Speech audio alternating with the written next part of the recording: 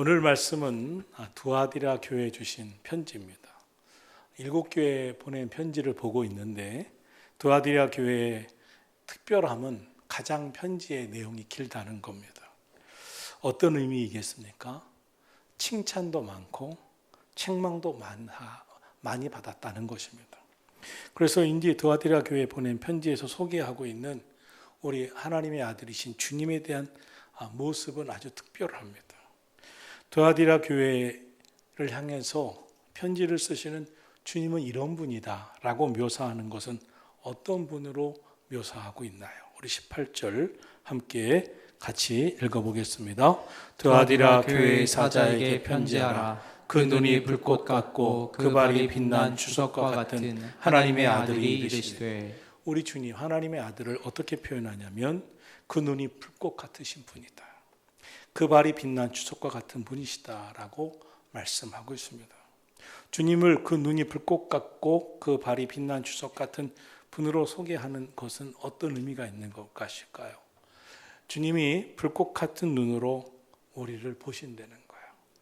우리의 겉만 보시는 것이 아니라 마음 깊은 곳까지도 꿰뚫어 보시고 우리의 생각과 의도와 또 사람들이 관심하지 않는 것까지도 보시고, 심지어 우리는 이건 나밖에 몰라, 주님이 내가 기도하고 섬기고 또 믿음으로 살고자 애쓰는 것도 주님은 모르실 거야 하는 우리의 모든 면을 주님은 다 보시고 마음속 깊은 곳까지도 살피시는 주님이시라고 말씀하고 있는 것입니다. 아주 불꽃 같은 눈으로 다 보신다는 거예요. 또한 주님의 발은 빛난 주석과 같다고 했습니다. 어떤 환경에도 상황에도 흔들리지 않고 요동치 않으시는 분이시다.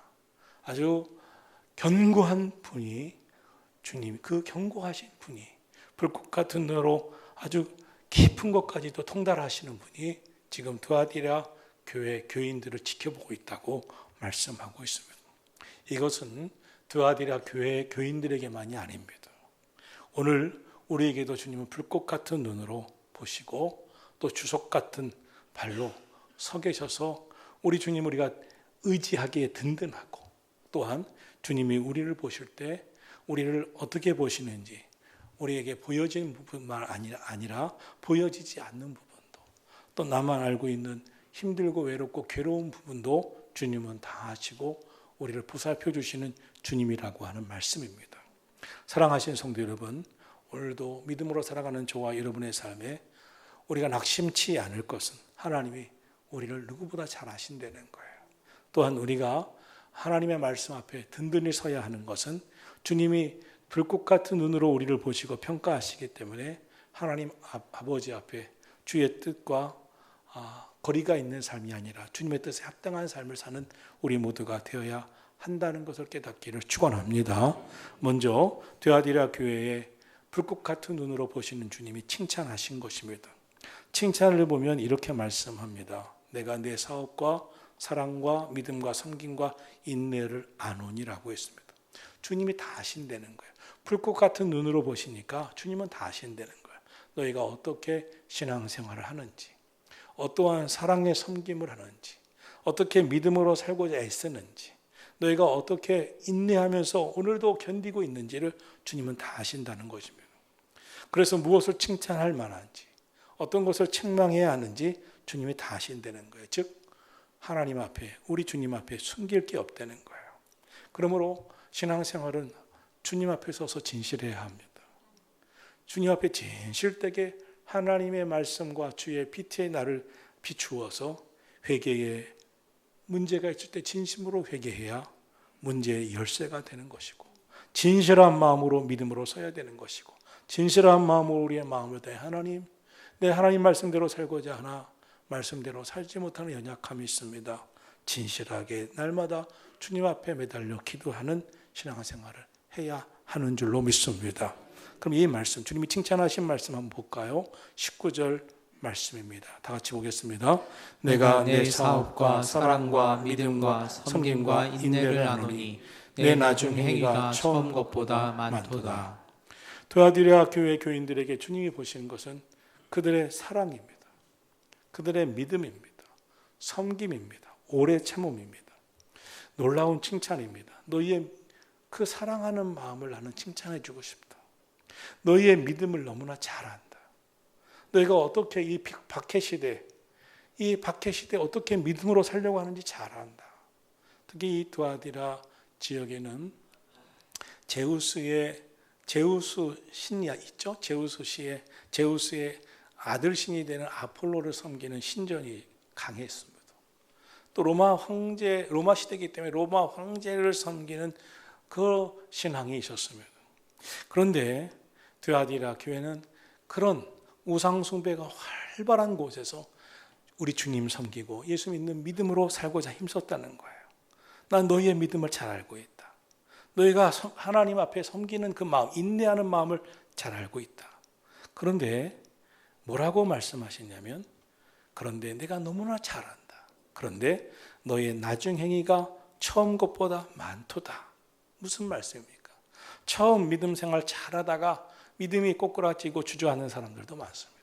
신앙생활 곧잘 하다가 점점 갈수록 뜨뜻미지근하게 신앙생활하는 사람들이 많습니다.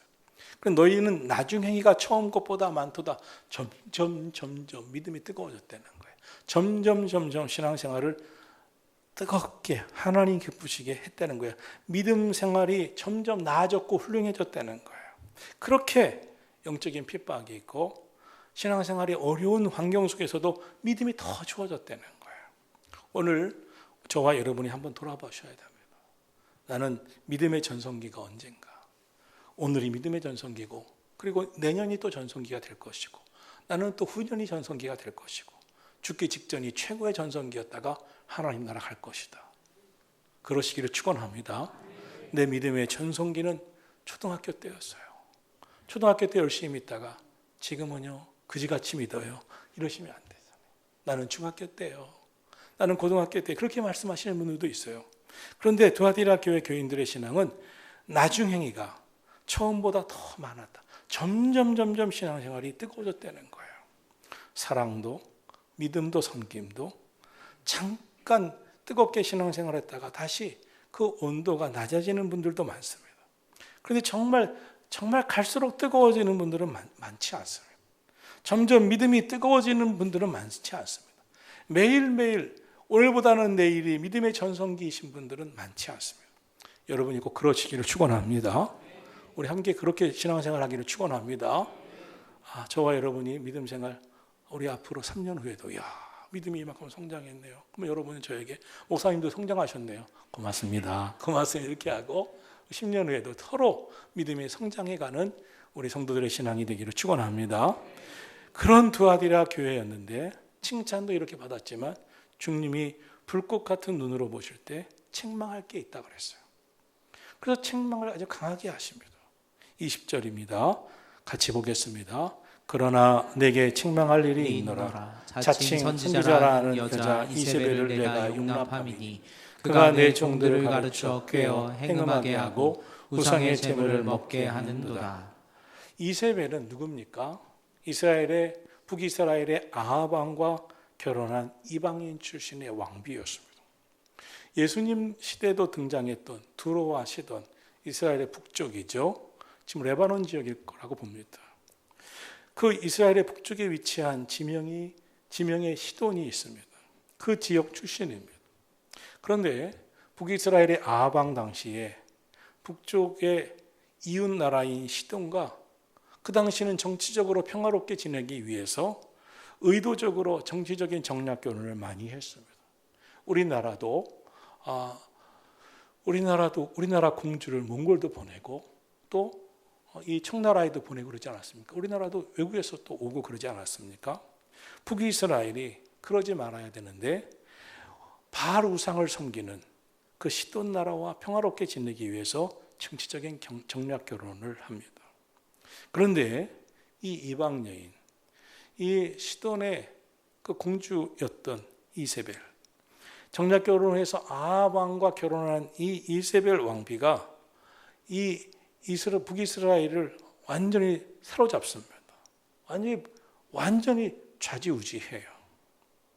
그녀는 바알 우상을 섬기는 바알의 제사장 딸이었습니다. 즉 이세벨의 아버지는 시돈의 왕이지만 또한 바알 우상의 제사장이었어요.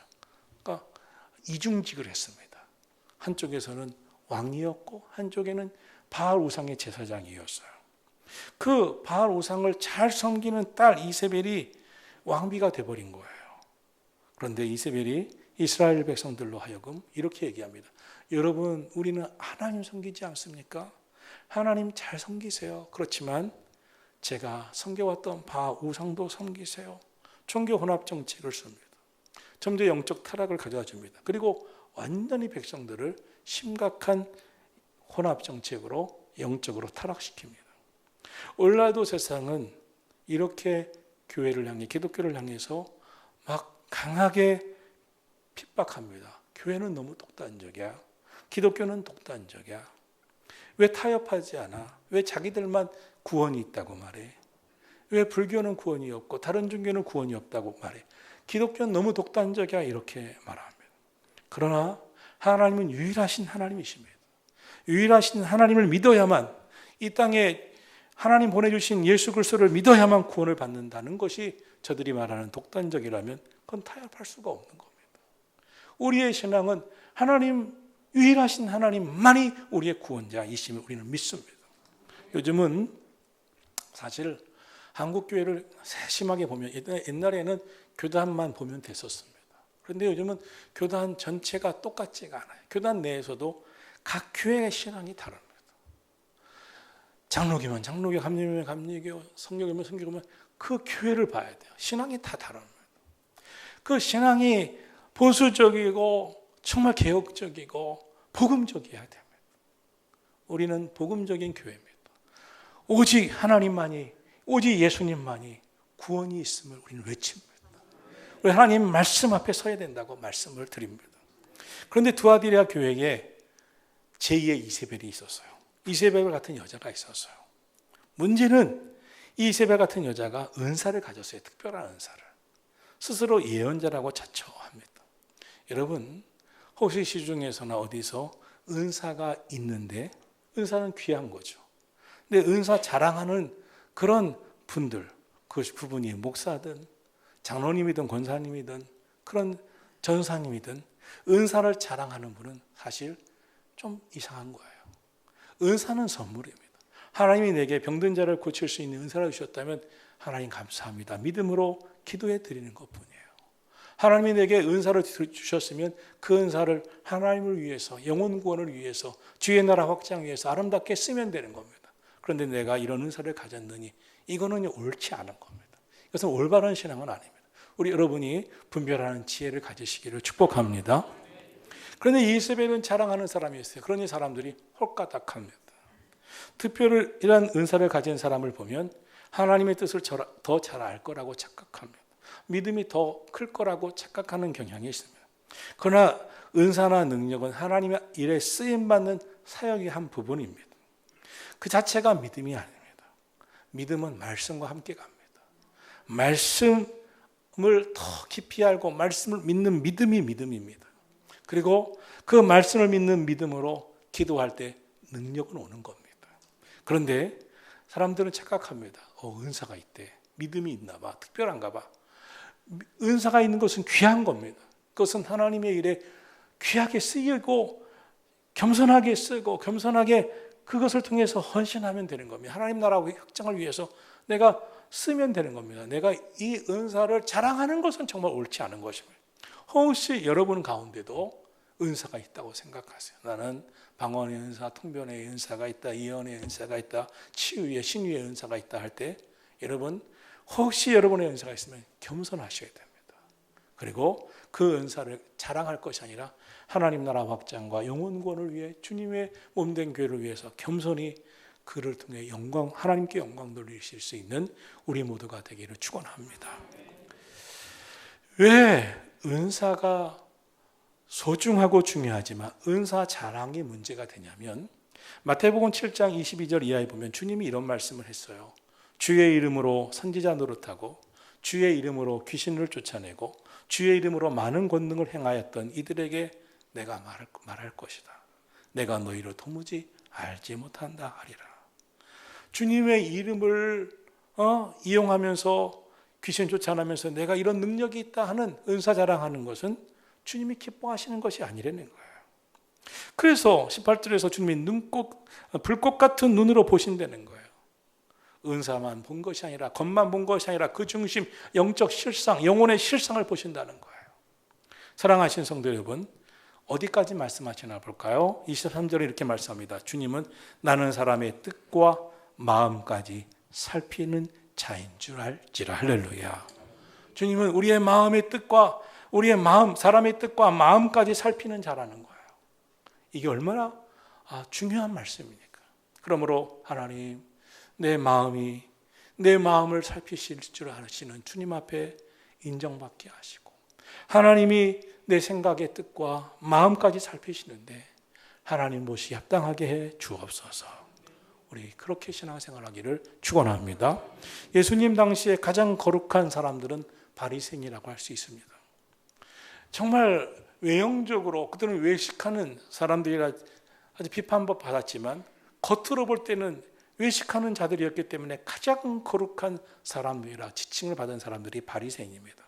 그런데 예수님은 뭐라고 말씀하십니까? 이 독사의 자식들아 책망하십니다. 왜 그럴까요? 불꽃 같은 눈으로 그들의 겉모습만 보는 것이 아니라, 외식하는 모습만 본 것이 아니라 그들의 마음 중심까지 살펴보셨기 때문인 줄로 믿습니다. 하나님은 우리의 마음 중심까지, 그 마음에 믿음이 있는지, 사랑이 있는지, 섬김이 있는지, 겸손이 있는지 보신다는 거예요. 그러므로 우리가 말씀 앞에서 늘 살펴봐야 됩니다. 내 마음에 흔들림 없는 믿음이 있는가? 예수님의 사랑이 내 마음 안에 있는가? 주님이 나는 마음이 온유하고 겸손하다고 하신 주님의 겸손함이 내게 있는가? 정말 주님 말씀 의지하며 사는 인내하는 마음이 있는가? 우리 그러시기를 예수님의 이름으로 축원합니다. 그렇게 살지 못하면, 믿음으로 살지 못하고 우리가 겉으로 자랑하고 산다면 하나님은 우리에게 복 주실 것 같지만 그 인생 결국 꼴꼴아져요. 하나님이 끝까지 지켜주시는 사람, 축복하시는 사람, 결국 하나님께서 그 인생을 책임져 주시는 사람은 누구겠어요? 불꽃 같은 눈으로 볼 때 그 마음의 뜻과 그 마음의 중심까지 살피시는 주님이 어디까지 보시겠어요? 다윗, 그 마음의 중심이 내 마음에 합한 자다. 주님이 그러시면서 지켜주시지 않았겠어요? 오늘 저와 여러분의 마음의 중심이 주님 보실 때 합당하기를 예수님의 이름으로 축원합니다. 요한복음 5장 42절에 이런 말씀을 하고 있습니다. 하나님을 사랑하는 것이 너희 속에 없다. 그들을 향해서 말합니다. 하나님을 사랑하는 마음이 너희 속에 없다. 오늘 저와 여러분이 아무리 목회자고, 저같이 전도사고 목회자고 목사로 30년 넘게 신앙생활을 했어도 하나님 사랑하는 마음이 내 마음이 없다고 주님이 나를 그렇게 책망하시면 얼마나 죄송스럽고 자격이 없는 자가 될까요? 그런데 주님이 보실 때 이 두아디라 교회가 그랬어요. 특별히 이세벨이라고 하는 특별히 교회의 지도급에 있는 어떤 한 분이 그런 역할, 그 사람이 이세벨인지 별명이 이세벨인지는 모르겠어요. 그런 문제가 있었다는 거예요. 두아디라는 큰 도시는 아니었습니다. 그러나 교통의 요지에 있었습니다. 상업과 무역이 아주 발달되었습니다. 그래서 그 당시에는 장사가 횡행했고 무역도 횡행했습니다. 그런데 어떤 도시든지 간에 장사를 하면 길드 같은 조합에 소속되어야 합니다.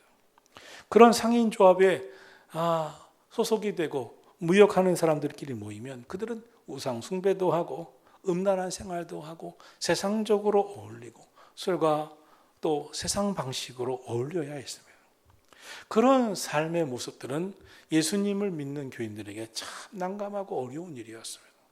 그런데 그때 이세벨로 지칭하는 이 사람이 우상 숭배 괜찮아, 음란한 일을 하는 것도 괜찮아, 참여하는 거 괜찮아, 먹고도 살아야지, 세상살이도 해야지, 사회에서도 어울려야지, 신앙생활만 인생인가? 교회도 다녀야 되지만 세상생활도 잘해야지, 세상에서 성공해야지, 이렇게 주장한 거예요. 이세벨 같은 이가. 은사가 강한 이세벨이 그래도 된다고 하니까 두아디라 교회 교인들은 아무리 양쪽에서 믿음으로 살고 세상에서 살고 하다가 괴로워하다가 죄의식 없이 우상 숭배하고 음란의 의지에 빠져 들어가 버리고 세상과 어울려 버린 겁니다. 주님은 지켜보시다가 불꽃 같은 눈으로 지켜보시다가 말씀하고 있는 겁니다. 그래서 20절에서 말씀해요. 자칭 선지자라는 여자 이세벨을 너희가 용납하는 것이 문제다. 찰스 스윈들 같은 분은 이렇게 얘기했어요. 이것은 교회의 심각한 관용주의다. 교회는 관용을 베풀어야 되지만 관용주의에 빠지면 안 된다. 무조건 관용하는 것이 관용주의라는 거예요. 관용은 교회가 가져야 할 기본적인 마음. 너희 관용을 모든 사람에게 알게 하라. 우리 빌립보서에 나와 있죠. 그러나 관용주의, 아무거나 관용하는 것은 안 된다는 거예요. 처음 하와를 유혹할 때 사탄이 그럴듯하게 거짓말을 합니다. 관용에 헷갈려서 관용주의에 빠지게 합니다. 하나님이 동산 모든 나무의 열매는 먹게 하셨는데 하나만 금하게 하셨다는 사실에 대해 의문이 있는 아담과 하와, 그들의 분명히 의문을 가졌어요. 그 점을 파고듭니다. 하나님이 참으로 너희에게 동산의 모든 나무의 열매를 먹지 말라 하시더냐? 그 질문을 왜곡합니다. 하나님은 동산에 있는 선악과를 알게 하는 나무의 열매는 먹지 말라고 했는데, 그런 의문을 가진 그들에게 모든 과실을 먹지 말라고 하시더냐? 사실 이것은 그들에게 중요한 질문은 아니었습니다. 말씀대로 살면 되지. 말씀대로 살면 되는 것이었어요. 그런데 악한 영은 이렇게 파고듭니다. 하나님 참 이상하지 않냐? 이렇게 파고듭니다. 그러면서 하나님에 대해 의문을 갖습니다. 그러면서 아담과 하와가 찾지 못한 의문의 해답을 줍니다. 창세기에 보면 너희가 그것을 먹는 날에는 너희 눈이 밝아져 하나님과 같이 되어 선악을 알 줄 알고 하나님이 못 먹게 하신 것 아니겠느냐? 그럴듯하게 말합니다. 그리고 결국 불순종하게 합니다. 오늘날도 그렇죠. 사탄은 같은 방식으로 우리를 미혹합니다. 세상에서 신앙생활을 무너지게 합니다.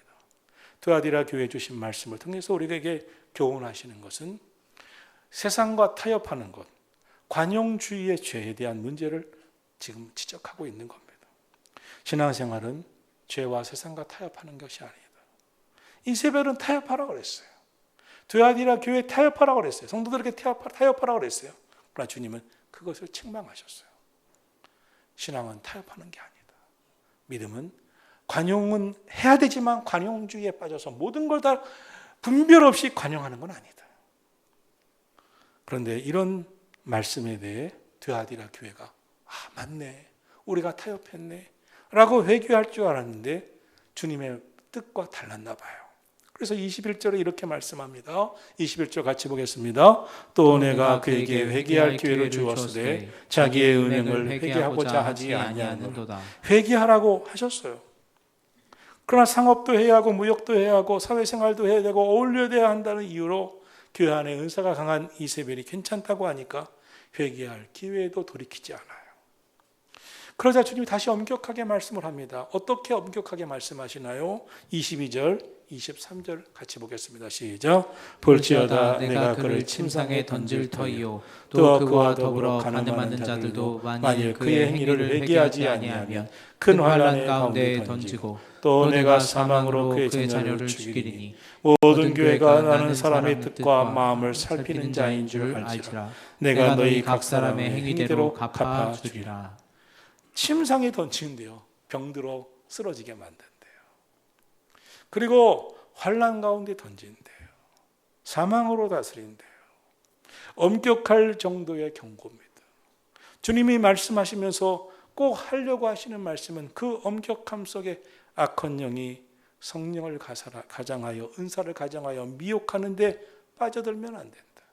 그런 것은 타협하는 것이 아니다.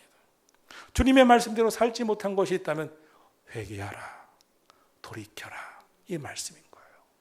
오늘 저와 여러분의 이 두아디라 교회에만 주신 말씀처럼 느끼지 마시고 오늘 우리의 신앙생활이 미혹당하거나 영적인 타협이 있거나 영적인 관용주의에 빠져 있지 아니하도록 믿음의 하나님의 말씀에 온전히 서가는 저와 여러분이 되기를 예수님의 이름으로 축복합니다. 그러나 감사한 게 있어요. 두아디라 교회의 교인들이 이 은사가 강한 이사벨, 교회를 혼란하게 하고 미혹하고 죄의 유혹에 빠지게 했던 이세벨에게 다 미혹당하고 있지는 않았어요. 24절을 보면 두아디라에 남아있어 이 교훈을 받지 아니하고라고 했어요. 구약 성경에 남은 자 신앙, 이 미혹이 많고 유혹이 많고 세상과 타협하라고 하는 그런 유혹이 있었던 두아디라 교회. 그래서 많은 교인들이 세상과 타협하는 그 속에서도 남은 자들이 있었어요. 그 교훈을 따라가지 않는 자라가 있었어요. 사탄에 빠지지 않는 자라가 있었어요. 믿음을 지키는 자가 있었어요. 참 주님이 보실 때 그 마음이 어떻겠어요? 고마웠겠죠. 저와 여러분은 우리의 신앙생활은 주님이 기대하시는 남은 자 신앙, 끝까지 어떤 상황이 와도 우리 한국교회에 정말 선교 초기에 얼마나 핍박이 많았고 공산주의가 핍박이 많았어요. 그런데도 죽음을 불사하고 믿음을 지켜냈던 선조들이 있고 한국교회가 어려울 때도 믿음을 지켜낸 많은 우리들의 부모 세대가 있지 않았겠습니까? 초대교회 교회들이 성장할 때 하나님이 지켜주셨던 믿음의 선조들이 있지 않습니까?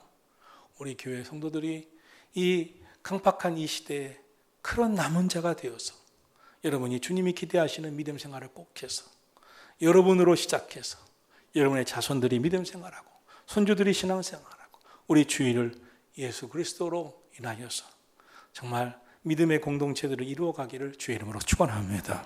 한번 24절 25절 같이 읽겠습니다. 두아디라에 남아있어 이 교훈을 받지 아니하고 소위 사탄의 깊은 것을 알지 못하는 너희에게 말하노니 다른 짐으로 너에게 지울 것은 없노라. 다만 너에게 있는 것을 내가 올 때까지 굳게 잡으라. 고맙다. 너에게 다른 말 하지 않는다. 다만 25절 너에게 있는 그 신앙, 너에게 지금 지키고 있는 그 믿음, 하나님 사랑하는 마음, 그렇게 섬기고 인내하는 그 믿음, 내가 올 때까지, 주님이 다시 오는 그날까지, 주님이 오시는 그날까지 굳게 믿음을 잡고 지키라고 말씀하고 있습니다. 사랑하시는 성도 여러분, 두아디라 교회에 희망이 있어요.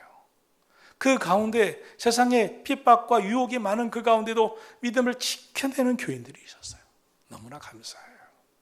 우리 교회도 이번 명절에 몇 가지가 있겠죠. 명절에 고향을 따라서 또 친척들과 가족들을 만나서 고향을 돌아보시는 분들도 많았을 거고 오래간만에 가족들을 만나고 부모님 만나는 분들도 많았어요. 그런데 천사성가대가 매일 제가 이렇게 앉아서 세웠어요. 오늘 몇 명 왔지? 지휘자까지 17명 이렇게 셌어요. 그렇게 끝까지 새벽 기도에 성가대가 섰고 또 새벽 기도 때 기도하는 사람들이 있어요. 이것을 보면 저는 이래요. 남은 자들이다. 남은 자의 신앙. 얼마나 고마워요. 여기 있는 분 중에는 이 기간을 이용해서 늦잠을 자자. 오래 자자. 자자 하시는 분도 있었겠지만 이렇게 남은 자들이 또 있었어요. 너무나 감사해요. 얼마나 고마워요. 성령의 역사가 아니면 그 마음이 들지 않는 거예요. 사랑하시는 성도 여러분, 주님이 보실 때 이 이세벨이 가진 그 은사, 능력, 예언 그런 것보다 훨씬 귀한 것이 이 남은 자의 사랑, 믿음, 섬김, 이들의 오래 참음의 신앙이었던 거예요. 그래서 이렇게 말씀합니다. 너희에게 있는 그것, 그 믿음을 내가 올 때까지 굳게 지키고 잡고 있어라. 그것을 지키고 있어라. 여러분 믿음 끝까지 지키고 승리하시기를 축원합니다. 이제 마지막 봅니다. 26절로 28절 시작. 이기는 자와 끝까지 내 일을 지키는 그에게 만국을 다스리는 권세를 주리니 그가 철장을 가지고 그들을 다스려 질그릇을 깨뜨리는 것과 같이 하리라. 나도 내 아버지께 받은 것이 그러하니라. 내가 또 그에게 새벽별을 주리라. 이기는 자가 되시기를 축원합니다. 끝까지 주님의 일을 지키는 자. 주님의 일이 뭡니까? 예배하고 기도하고 사랑하고 믿음으로 사는 것을 지켜나가는 저와 여러분이 되기를 축원합니다. 내가 그에게 새벽별을 주리라. 새벽별은 주님이에요. 별을 보고 동방박사들이 주님이 탄생한 베들레헴으로 갔잖아요. 그 새벽별은 우리 주님을 의지한 주님을 나타내는 거예요. 상징하는 거예요. 주님을 너에게 주리라. 우리가 믿음으로 살아갈 때 주님이 우리 안에 오시는 거예요. 우리 안에서 역사하시는 거예요. 우리 가운데 임하시는 거예요. 주님과 함께 사는 거예요. 여러분, 예수님이 함께하는 신앙생활 되기를 주의 이름으로 축원합니다. 이 세상 우리의 신앙생활을 무너뜨리게 하는 일들이 많아요. 욥을 무너뜨리게 하였듯이 말입니다. 그러나 욥은 믿음을 지켰어요. 인내했어요. 단련되었어요.